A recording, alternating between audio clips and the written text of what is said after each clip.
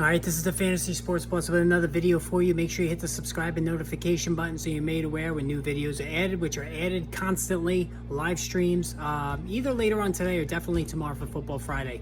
Wanted to talk about Deshaun Watson. So Deshaun Watson certainly out of sight, out of mind, didn't play at all last season due to a dispute with the Houston Texans, and of course the sordid stories coming out about his behavior with scores and scores of massage therapists. So I'm not interested in going and rehashing that whole disgusting story there. But needless to say, Watson's suspended, until week 13 for this season. He'll make his return week 13.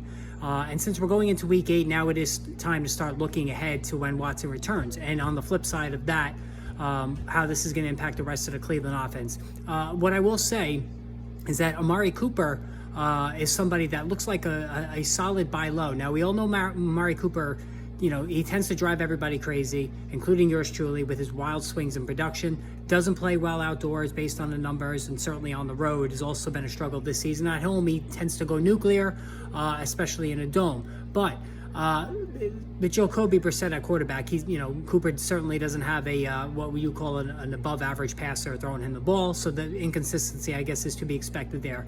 But with Watson coming back, though, we all know that Watson loves to lock onto his top targets, and certainly Amari Cooper, especially with an injured David Njoku the next couple of weeks, and he, no guarantee he'll be back on time. Cooper seems like he's the most capable of being that top guy, that top target of Deshaun Watson. We all saw Watson in Houston, what he did with DeAndre Hopkins, and certainly there was a lot of appeal on my end when it came to Amari Cooper when he got moved to Cleveland prior to the suspension of Watson. But now I think entering week 8 is a good time to buy low on Cooper. Cooper's, he's not viewed very favorably in the fantasy football community because, again, he was a high first-round draft pick that hasn't exactly lived up to the expectations going back to his Raider days.